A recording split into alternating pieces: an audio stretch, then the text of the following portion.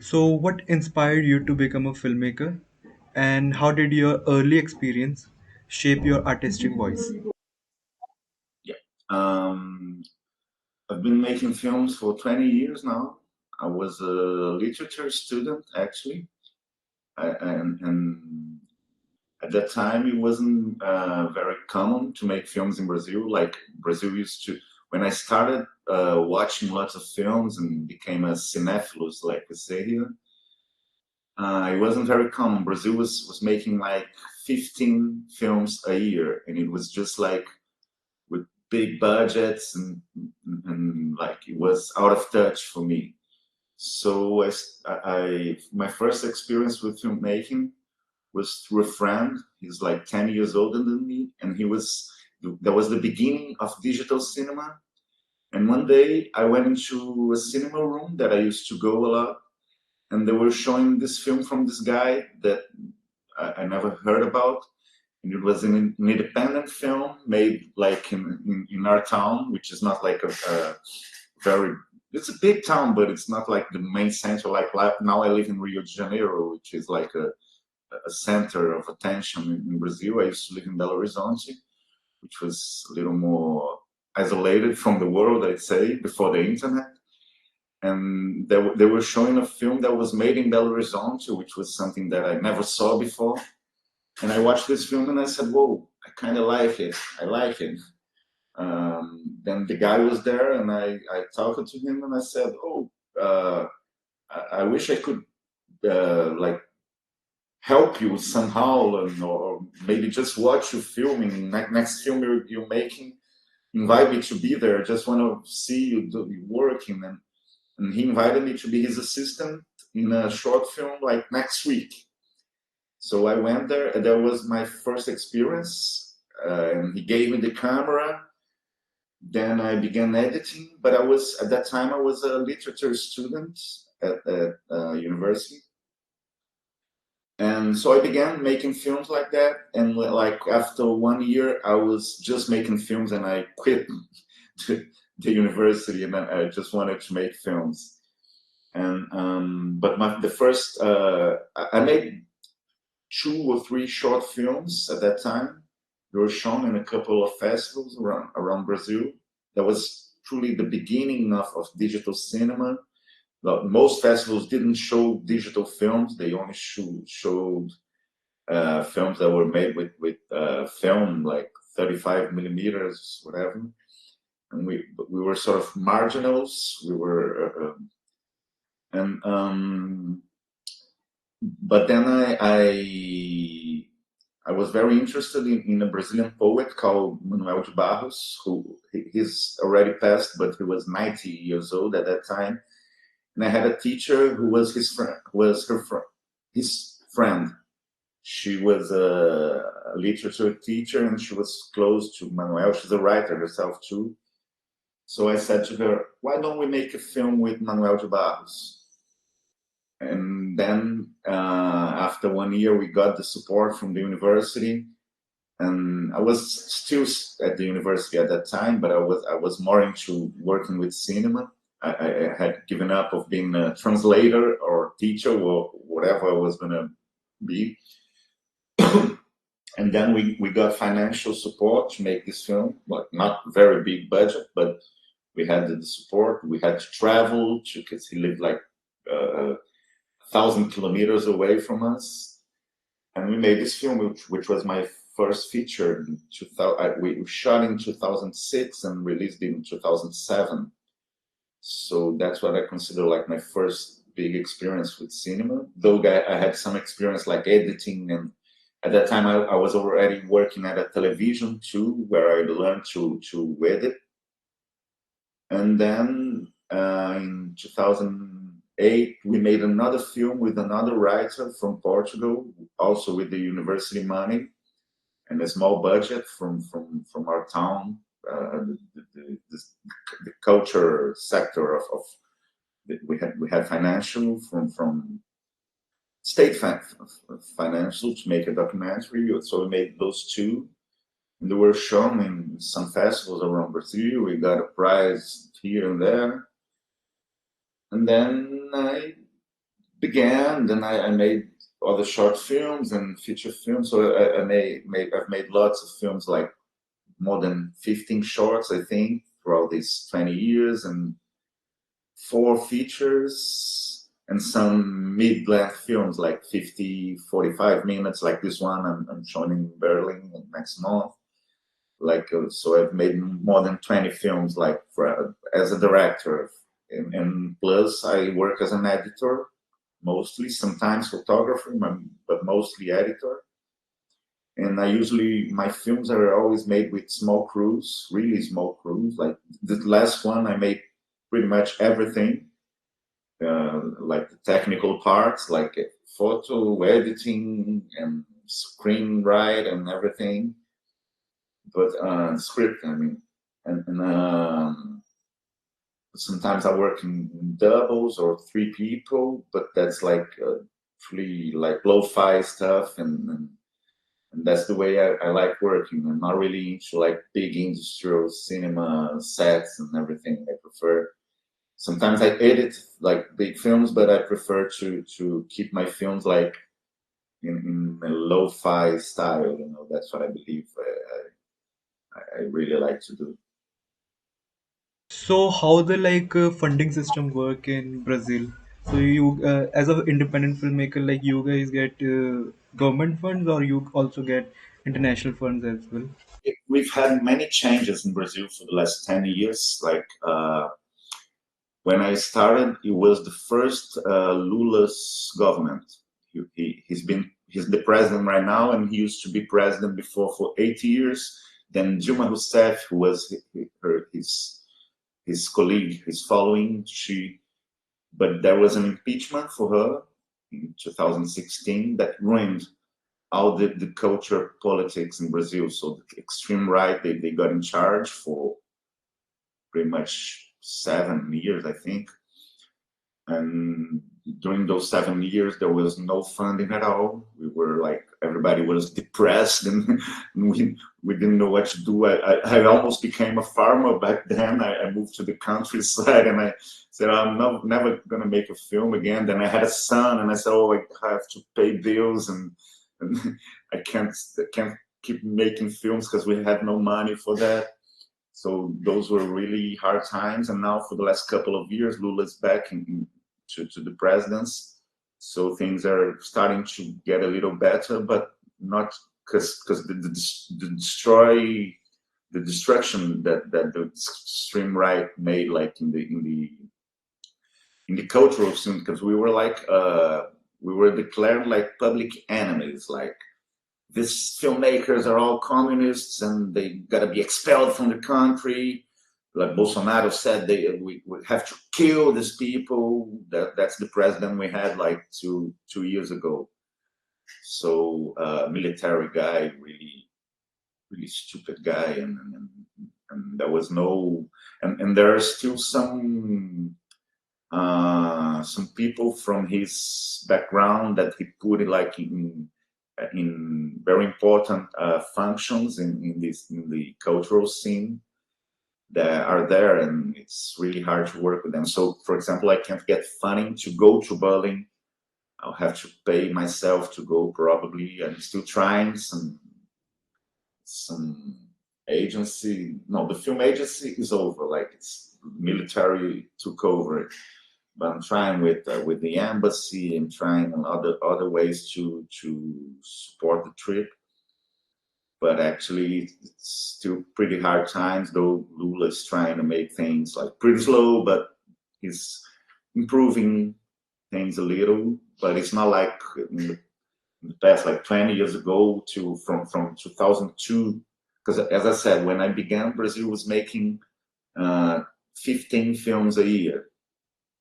And then in 5 years of Lula, we were making 300 films a year. You know, we had real support from the government to make it. Then with the extreme right, things just vanished, and now it's a little better. We're starting an optimistical moment, though the extreme rights they are still there. We have an election in 2 years' time. We don't know what's going to happen because last election Lula won for by 1% of difference. It was 51 to 49 or something like that. So it's really hard times, and we've been pressed a lot, and that's it. It's not easy to make films here. So let's talk about your film Letters from Absurd. So can you talk about the journey of creating Letter from Absurd? What inspired the story, and what does it mean to have it in Berlin Okay, as well? this is a film. Actually, this has been made for a long time, though I didn't know I was making this film. I went on a trip to Amazon like 12 years ago to make another film, to work in another person's film, but I always had my camera on, so I was always filming things around for myself, and I had this records of mine, like archive images of mine, and then in 2015 or 16, I was commissioned by the Clermont-Ferrand Festival to make a film for the Tindersticks, which is an English rock band. They work a lot with Claire Denis, and they had this project of being an album film, and they invited us, me and Sarah Nontinomi, who's my partner at this film. She's the actress of the film I'm releasing right now. And we made a film for them, which was kind of a video clip, but it wasn't a classic video clip because the band was not on the scene. It was not a thing.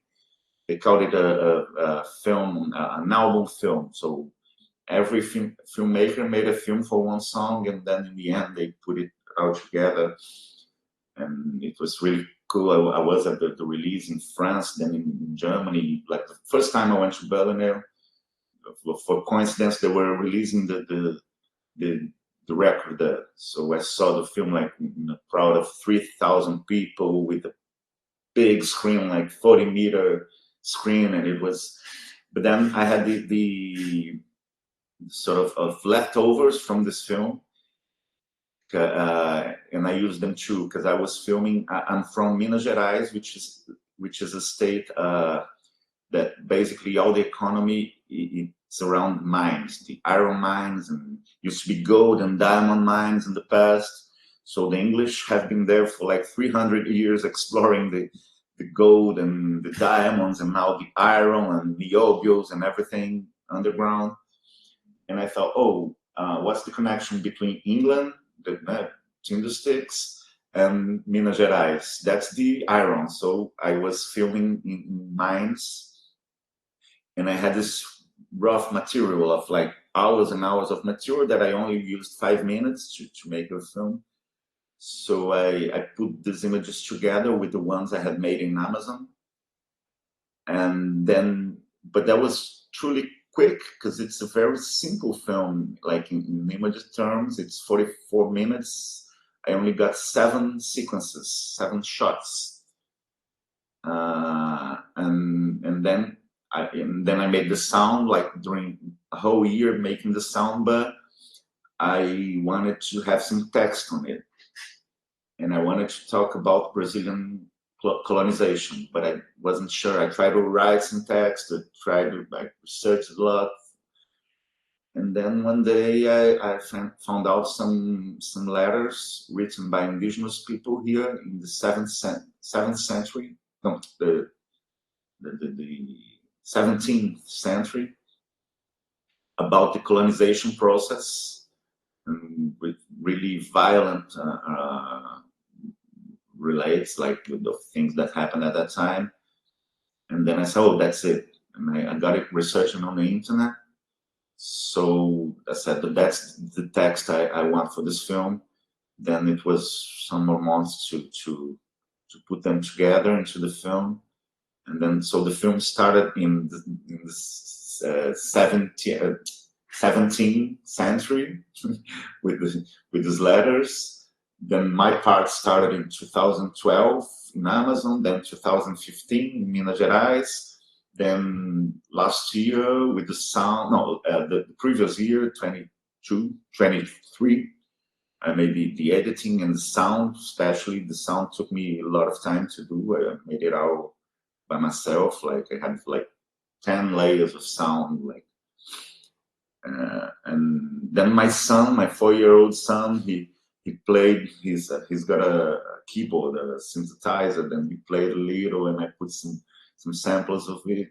So he's the soundtrack maker with me. And then I put the text together last year, and now it's done, and it's going to be the first time it's going to be shown. So it's a documentary, right? I wouldn't say it's a. I don't know. I'd say sort of an experimental documentary, maybe. It's not, but this I think it's sort of a fiction as well, because also like Sarah, she's not indigenous. She's there making another thing, like she's representing like the white people, like the Europeans that came to destroy the colony. So.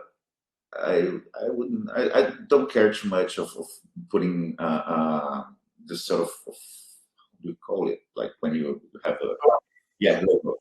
I wasn't actually labeling my films. Like the first film I made with the writers like 20 years ago, I'd say they're documentaries, classic documentaries. They have interviews, but the films I've made ever from 12 to now, I'd say that's the part of my films that I like most, like the last 12 years. And they're not documentaries anymore. They're more into experimental documentaries, sometimes with a little fiction, but not like I never recorded an interview for the past like 15 years, you know. So it's another thing. So what were the like challenges, biggest challenges while making it? Challenges for this film or in life? For this film, it was the sound and the text because it took me almost 1 year to get to the text I wanted. I tried many things. I began writing. Then I was reading a lot about indigenous cosmogony history, like creation of the universe, and I was really researching lots of things. But then when I got to these letters that were already recorded and put on the internet with the translation, they're spoken in Tupi, which is the native language here, which I don't speak. Like less than 1% of the people in Brazil speak the native language. We speak Portuguese most of the time. Pretty much everyone speaks Portuguese. But it was in the 17th century. It was different. Like many people spoke Tupi, which is the native language. So, but letters were recorded like this century, of course, and by people who probably learned Tupi from because now we have the indigenous university now. Ever since Lula was in charge, like the first time, that's when the indigenous university began. I worked with them like at that time. I was a monitor, like we were supporting like the formation, like the graduation of indigenous teachers. So now, like if you go to the tribes, they don't have like uh, uh, we say white, but it's not properly white. They don't have like urban teachers like from the urban culture teaching them. They have indigenous people from there that were capacitated to do the job of a teacher, and they're sort of their culture is being more. Uh, um, there's more value now. They're because like when I was a kid, like 30 years ago, it was like, oh, there are no more indigenous. They're all living in the in the suburbs. But then there was a politic of remarking the lands, you know, so they have like their land now and they can protect it. They can live the way they believe it's the best way for them. And